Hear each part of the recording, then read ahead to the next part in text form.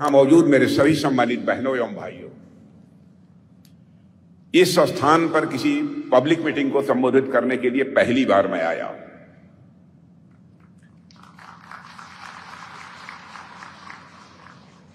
वैसे देश का कोई भी ऐसा डिस्ट्रिक्ट बचा नहीं है जहां पर कि पब्लिक मीटिंग को एड्रेस करने के लिए मेरा जाना न हुआ हो, लेकिन मेरा यह दुर्भाग्य था कि मैं इस स्थान पर किसी पब्लिक मीटिंग को एड्रेस करने के लिए आज अब तक नहीं आ पाया। पहली बार आप लोगों के बीच में मौजूद हूं। आप लोगों ने तालियां बजाकर और साथ ही साथ हमारे तपिर गांव जी ने अपने शब्दों के माध्यम से मेरा स्वागत किया है, लेकिन भारत की परंपरा है और शिष्टाचार का तकाजा भी है कि स्वागत, अभिनंदन, सलाम दुआ कभी एक तरफा नहीं होना चाहिए। इसलिए मैं भी अपनी तरफ से शीश झुकाकर आप सभी बहनों भाइयों का हार्दिक अभिनंदन करता हूं। आप सभी का मैं स्वागत करता हूं। बहनों भाइयों, आज यदि आपके बीच आया हूं तो पार्लियामेंट के कैंडिडेट तपिर गांव के लिए आया हूं, और इतना ही नहीं, जितने हमारे एमएलए कैंडिडेट हैं अरुणाचल प्रदेश की असेंबली के लिए, उन सब के लिए आया हूं। जहां तक तपिर गांव का प्रश्न है, मैं कहना चाहता हूं तपिर गांव जी हमारे बहुत ही फास्ट फ्रेंड हैं, हमारे बहुत ही नजदीकी दोस्तों में है। मैं पार्टी का जब राष्ट्रीय अध्यक्ष था तब से हमारा इनके साथ रिश्ता है, और संसद में मैंने देखा है कि संसद में आप सबकी समस्याओं को प्रभावी तरीके से उठाने का कोई काम करता है तो आपके तपिर गांव कर दे। उसी तपिर गांव जी के लिए आपसे वोट मांगने आया।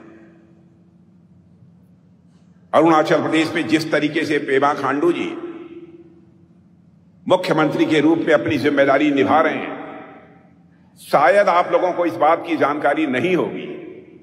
अरुणाचल प्रदेश बहुत ही छोटा राज्य है, लेकिन हिंदुस्तान में एक सक्सेसफुल चीफ मिनिस्टर के रूप में कोई जाना जाता है तो आपके chief minister mister Pema Khandu जाने जाते हैं। मैं समझता हूं कि यह अरुणाचल की धरती का यह करिश्मा है। अरुणाचल की धरती ने ऐसे ऐसे लाल पैदा किए हैं, ऐसे ऐसे बेटों को पैदा किए हैं जो कि अरुणाचल का नाम सारे हिंदुस्तान में रोशन कर रहे हैं। और आप लोगों से मिलकर सचमुच मुझे बेहद खुशी हुई है। आप जानते हैं 2019 में लोकसभा का चुनाव हुआ हमारे प्रधानमंत्री मोदी जी के नेतृत्व में। 2014 में भी उसी मोदी जी के नेतृत्व में ही लोकसभा का चुनाव हुआ। दोनों बार क्लियर मेजॉरिटी, स्पष्ट बहुमत के साथ हम लोगों ने सरकार बनाई। 10 वर्षों के अंदर मोदी जी ने इस देश के लिए क्या किया है, मैं समझता हूं यह बताने की आवश्यकता नहीं है। हिंदुस्तान का बच्चा बच्चा इसको अच्छी तरह समझ रहा है। सभी को इसका एहसास है कि मोदी जी ने क्या किया है। अभी अभी तपिर गांव जी ने कुछ बातें बतलाई हैं जिसको कि मोदी जी ने आम जनता के हित के लिए, आम जनता के कल्याण के लिए, आम जनता की भलाई के लिए उन्होंने किए हैं।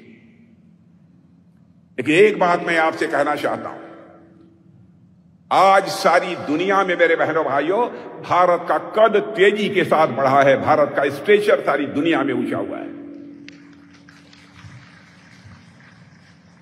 पहले भारत को दुनिया में जो सम्मान नहीं मिलता था, आज भारत का कोई नागरिक दुनिया के किसी देश में चला जाए उसको यह एहसास हो जाएगा कि भारत की प्रतिष्ठा, भारत की इज्जत, भारत का सम्मान दुनिया के लोगों की नजरों में कितना बढ़ा हुआ है।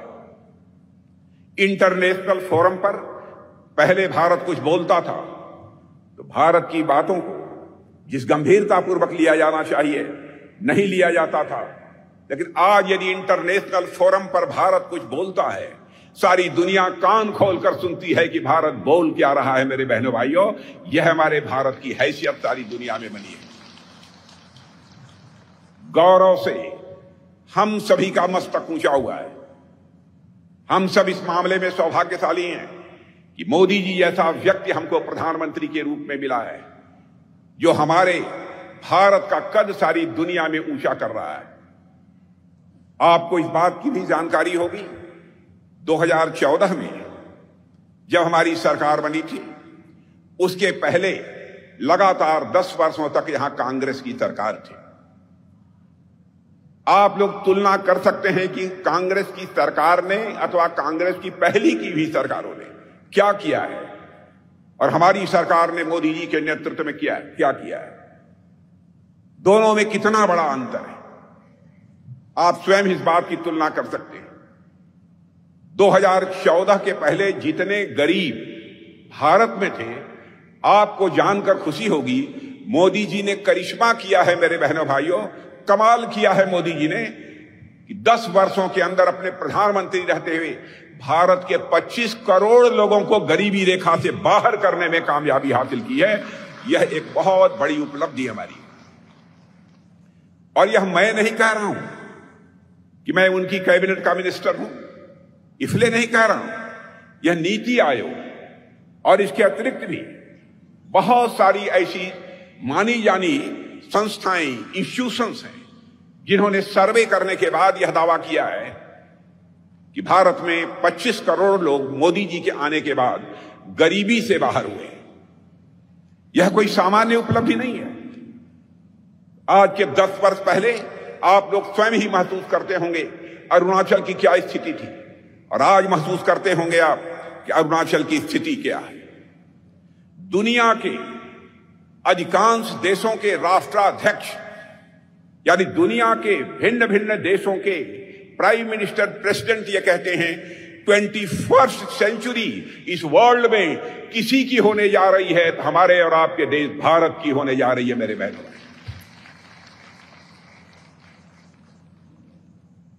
स्वाभाविक है हम भारतवासियों का मस्तक गौरव के साथ ऊंचा हो जाता है। मैं एक घटना बतलाना चाहता हूं रक्षा मंत्री होने के नाते। इंडियन नेवी, हमारी 3 सर्विसेज हैं, Indian army, Indian air force, Indian navy. हमारे इंडियन नेवी के 3 ऑफिसर्स रिटायर होने के बाद कतर में वह सर्विस कर रहे थे। किसी मामले में कतर की अदालत ने उन्हें फांसी की सजा दे दी और भारत में यह हाहाकार मच गया। उनका कोई बहुत बड़ा दोष नहीं था, लेकिन कतर की अदालत ने उन्हें फांसी की सजा दे दी। अब उस फांसी से बचाने का काम यह बहुत बड़ा चुनौतीपूर्ण काम था। भारत के रहने वाले लोग यह कहते थे, हमारे 8 भारतीय जिन्होंने कि नेवी में अपनी सेवाएं दी हैं, अब तो उनकी जिंदगी चली जाएगी, अब बचाया नहीं जा सकता, क्योंकि कतर की अदालत ने उन्हें फांसी की सजा दी है। देखिए हमारे प्रधानमंत्री का कलेजा, हमारे प्रधानमंत्री ने टेलीफोन उठाया, कतर के प्रेसिडेंट से बात की, और बहनों भाइयों आपको जानकर खुशी होगी कि कतर के प्रेसिडेंट ने हमारे 8 के 8 जो यक्स सर्विसमैन थे, इंडियन नेवी के जो पूर्व अधिकारी जो वहां काम कर रहे थे, उनकी सारी सजा को उसने माफ कर दिया। यह है भारत का कर,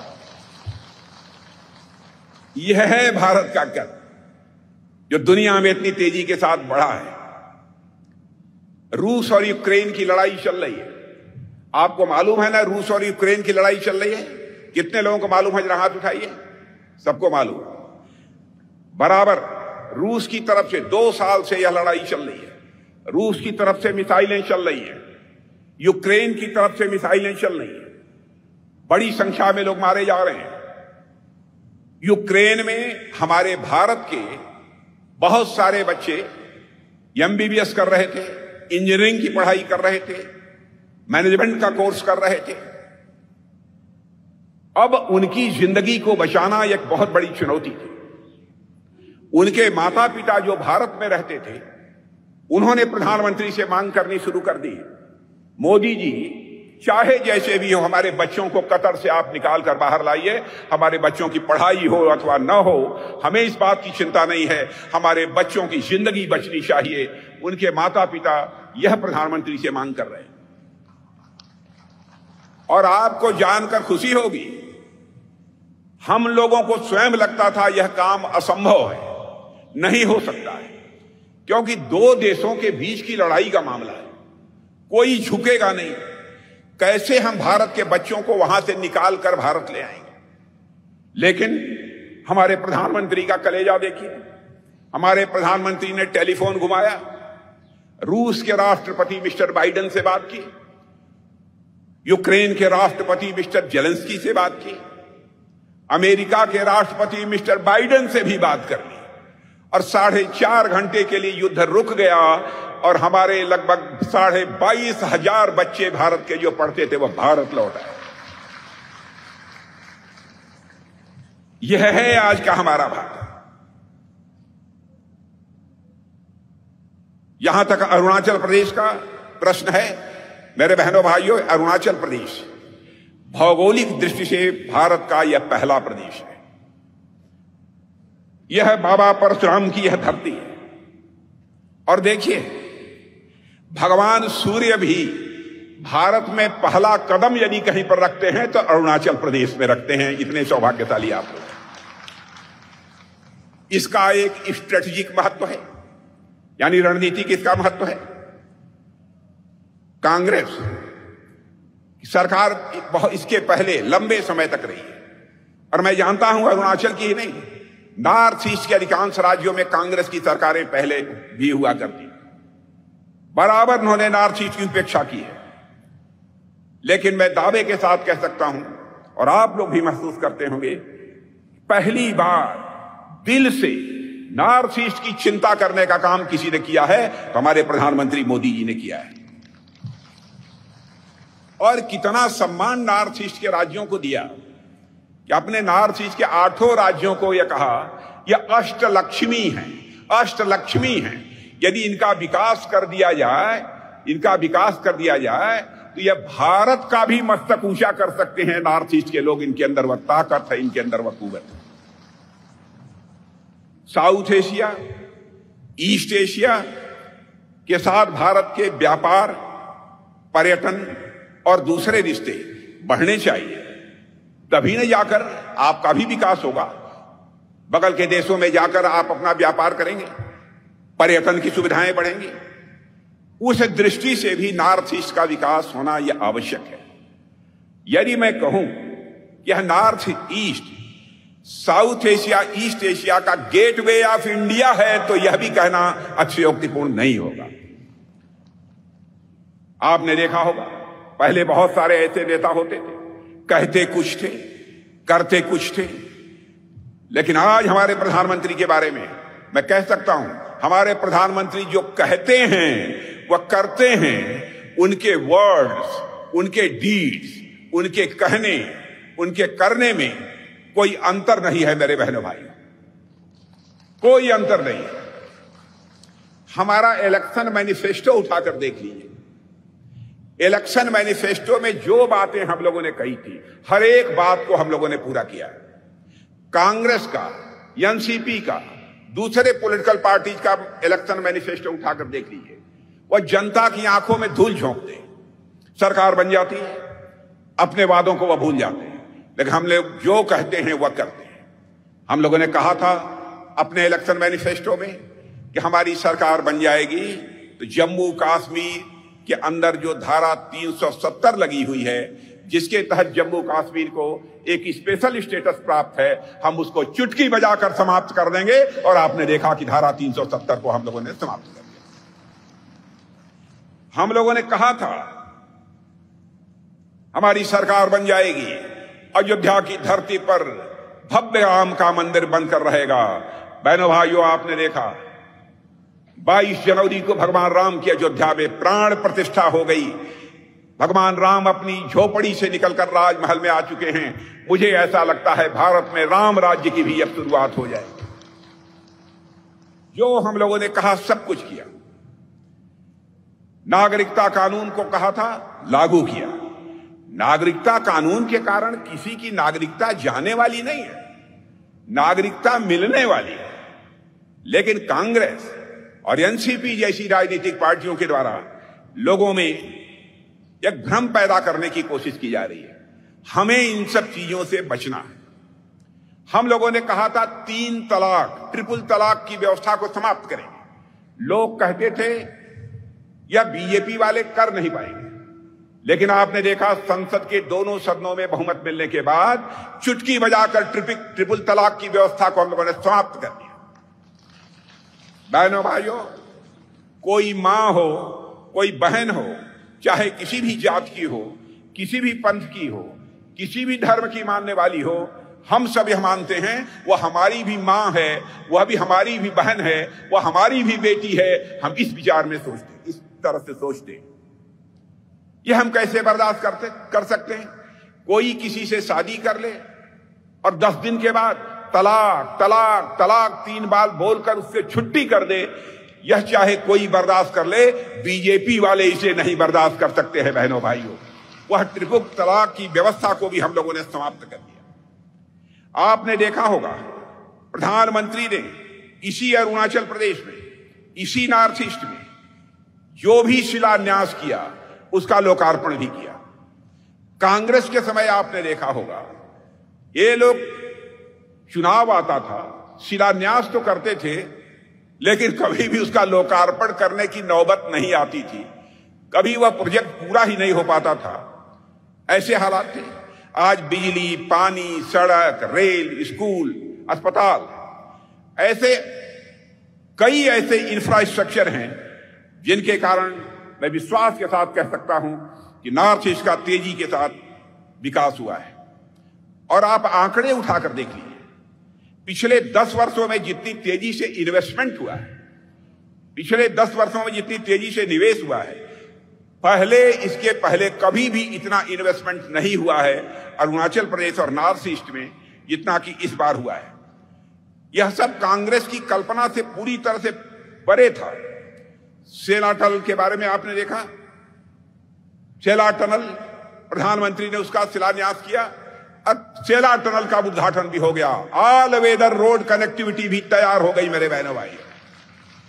13,000 फीट की ऊंचाई पर बना हुआ सेला टनल कांग्रेस कभी कल्पना भी नहीं कर सकती। इसीलिए मैं कहता हूं मोदी जी जिस प्रोजेक्ट का शिलान्यास करते हैं उसे पूरा कर दें। और हमारी सरकार ने, हमारे प्रधानमंत्री ने 10,000 करोड़ रुपए की एक उन्नति योजना प्रारंभ की है। और मैं आपको बतला दूं, 10,000 करोड़ की जो उन्नति योजना प्रारंभ की है, 10,000 करोड़, आप यकीन रखना इस 10,000 करोड़ से आगे आपका और अधिक तेजी के साथ विकास होने वाला है। आज मैं आपसे कहकर जा रहा हूं, 5 वर्ष के बाद फिर मिलूंगा बहनों भाइयों आपको, क्योंकि हम लोग जो कहते हैं वह करते हैं, यह हमारा चरित्र है। और यह 10,000 करोड़ का जो इन्वेस्टमेंट हो रहा है, इससे स्वाभाविक है हमारे नौजवानों को नौकरियां मिलेंगी और नई संभावनाएं लेकर यह निवेश आएगा, मेरा पक्का विश्वास है। अब अरुणाचल प्रदेश में 45,000 परिवारों को पीने का पानी पहुंचाने का काम हमारी ही सरकार ने किया और इसका भी लोकार्पण हमारे प्रधानमंत्री ने कर दिया। गांव की माताओं को, गांव की बहनों को, बहनें बैठी हैं, गरीब परिवारों की बहनों से भी मैं कहना चाहता हूं, आपके पास 1,000, 5,000, 10,000 रुपया नहीं होगा, लेकिन हम लोगों ने संकल्प लिया है, हमारे प्रधानमंत्री का वादा है, हम इन बहनों को लखपति दीदी बनाएंगे, लखपति दीदी बनाएंगे, ताकि कम से कम 1 लाख रुपए की वह मालिक बन सके। यह हमारी कोशिश होगी। सारे यहां पर हजारों ऐसे बहनों को हम लखपति दीदी बनाएंगे सेल्फ हेल्प ग्रुप के माध्यम से, और सारे देश में 3 करोड़ बनाएंगे। 1 करोड़ माताएं बहनें लखपति दीदी बन चुकी हैं, कम से कम 1 लाख रुपए की स्वामिनी वह बन चुकी हैं। बहनों भाइयों, सड़कों का कितनी तेजी के साथ निर्माण हुआ है नॉर्थ ईस्ट में, यह आपको बताने की आवश्यकता नहीं है, आप सभी अच्छी तरह जानते हैं। दिव्यांग डैम देश में का मैं समझता हूं सबसे ऊंचा डैम बनने जा रहा है, देश का सबसे ऊंचा डैम बनने जा रहा है। अब आप देखिए, सबसे बड़ा पुल भी, सबसे बड़ा ब्रिज भी यदि कहीं पर है, बोगीबिल, तो नॉर्थ ईस्ट में है, और सबसे बड़ा ब्रिज भी यदि कहीं पर बन रहा है तो अभी नॉर्थ ईस्ट में बन रहा है। यानी हमारे प्रधानमंत्री इस नॉर्थ ईस्ट की तरफ कितना ध्यान दे रहे हैं, इसका आप सहज ही अनुमान लगा सकते हैं। कांग्रेस के समय इंफ्रास्ट्रक्चर डेवलपमेंट नाम की कोई चीज नहीं थी। कांग्रेस ने तो मैं कहूं कि हजारों वर्ग किलोमीटर की जमीन उन्होंने भारत की गंवा दी है बहनों भाई, हजारों वर्ग किलोमीटर हमारे पड़ोसियों के पास चली गई। लेकिन मैं इसका किसी को दोष, मैं कोई लांछित किसी को नहीं करना चाहता, गई। लेकिन मैं आज आपसे कहना चाहता हूं, अब भारत की भूमि जाने नहीं पाएगी, कोई भी इसे हड़प नहीं सकता बहनों भाइयों। मैं आपको विश्वास दिलाता हूं, भारत की भूमि अब कोई हड़प नहीं सकता। कांग्रेस का काम करने का अपना तरीका था। हमने कांग्रेस की गलतियों को सुधारा है और बॉर्डर इंफ्रास्ट्रक्चर को हम लोगों ने डेवलप किया है। सीमा के नजदीक के जो गांव होते थे, या कांग्रेस के लोग कहते थे कि अंतिम गांव है, हम लोग कहते हैं कि सीमा के पास के गांव हमारे ये अंतिम गांव नहीं हैं, बल्कि भारत के पहले गांव हैं जो कि सीमा के पास रहते हैं। इसलिए हम इन गांवों का भी तेजी के साथ विकास इस समय कर रहे हैं। और हमारा मानना है कि जब तक इन गांवों का विकास नहीं होता है, तब तक हम जिस हद तक सीमाओं की सुरक्षा करना चाहते हैं, उसमें निश्चित रूप से कुछ न कुछ कठिनाई आएगी। इसलिए सीमा के जो हमारे गांव हैं, उनको हम अपना फर्स्ट विलेज मानते हैं, पहला गांव मानते हैं। और साथ ही उससे का स्ट्रेटेजिक इंपॉर्टेंस तो है ही। और साथ ही मैं कहना चाहता हूं, यहां के लोगों को भी मैं यह मानता हूं, अरुणाचल के रहने वाले लोग हमारे स्ट्रेटेजिक एसेट हैं। इसलिए आप सबके प्रति हम लोगों के दिल में विशेष एक प्यार का भाव, एक सम्मान का भाव रहता है। और जब भी चीन के साथ युद्ध हुआ है, आप लोगों ने जिस प्रकार की भूमिका निभाई है, यह पूरा भारत कभी नहीं भूल सकता। अरुणाचल के मेरे बहनों भाइयों, सदैव यह भारत आपका ऋणी रहेगा। यह हम सबका घर है। अभी चीन ने अपनी वेबसाइट पर अरुणाचल प्रदेश के 3 जगहों के नाम को बदलकर पोस्ट कर दिया है। बहनों भाइयों, नाम बदल देने से कुछ नहीं होने वाला है। अपने पड़ोसी को बतलाना चाहता हूं, कल चाइना के भी यदि कुछ प्रांतों के, कुछ स्टेट्स के हम नाम बदल दें, तो क्या नाम बदल देने से चाइना के वो स्टेट्स हमारे हो जाएंगे? इस गफलत में चाइना को नहीं रहना चाहिए। मैं मानता हूं ऐसी हरकतों से भारत और चीन के बीच के रिश्ते खराब होंगे। हमारे यहां अटल बिहारी वाजपेयी जी कहा करते थे, इस बात को हमें बराबर ध्यान रखना चाहिए कि जिंदगी में दोस्त बदल जाते हैं, लेकिन पड़ोसी नहीं बदलते। भारत की जो सोच है, हम सारे पड़ोसियों के साथ अपने अच्छे रिश्ते बनाकर रखना चाहते हैं, मधुर रिश्ते बनाकर रखना चाहते हैं। लेकिन भारत के मान, सम्मान, स्वाभिमान पर यदि कोई चोट पहुंचाने की कोशिश करेगा, तो बहनों भाइयों, स्वाभाविक है उसका जवाब देने की भी कुवत आज भारत के अंदर है। मैं आपको बताना चाहता हूं, हमारे प्रधानमंत्री ने एक संकल्प यह भी लिया है, 2047 समाप्त होते होते भारत को एक डेवलप्ड कंट्री बनाएंगे, विकसित भारत बनाएंगे। विकसित भारत हमारा यह नारा नहीं है, विकसित भारत हमारी यह प्रतिबद्धता है। इसलिए मैं आप सबसे कहना चाहता हूं बहनों भाइयों, सभी राजनीतिक पार्टियों को लंबे समय तक आपने देखा है। अब यदि भारतीय जनता पार्टी नेतृत्व की एनडीए मोदी जी के नेतृत्व में देश को आगे ले जा रही है, तो भरपूर सहयोग, भरपूर समर्थन आपका प्राप्त होना चाहिए। और अरुणाचल की जनता के लोगों पर विश्वास है, क्योंकि वास्तव में नेशनलिस्ट हैं। इस देश की रक्षा के लिए सर्वस्व अपना न्यौछावर कर देने की कुवत यदि किसी के अंदर है, तो हमारे अरुणाचल के रहने वाले नौजवानों के अंदर है, बहनों भाइयों के अंदर है। आपके ऊपर मुझे पूरा विश्वास है।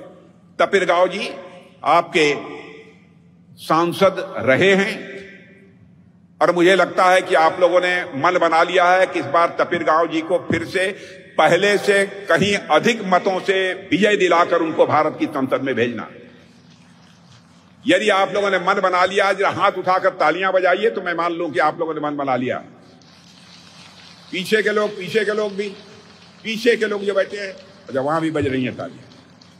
तो मैं मान लिया हमारे सारे एमएलए जो अरुणाचल प्रदेश की विधानसभा के लिए चुनाव लड़ रहे हैं, हमारे एमएलए कौन है, जरा खड़े हो जाइए। कहां है? एक बार खड़े हुए जनता के सामने एक बार इनके लिए भी तालियां बजाकर आशीर्वाद आप सभी दे दें। आपसे अपील करना चाहता हूं।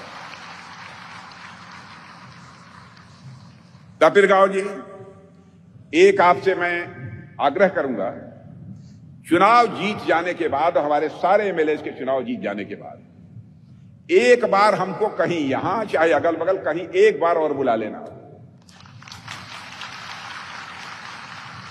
चुनाव जीतने के बाद यदि अगर मैं आना चाहूंगा तो अपना स्वागत कराने के लिए नहीं आना चाहूंगा।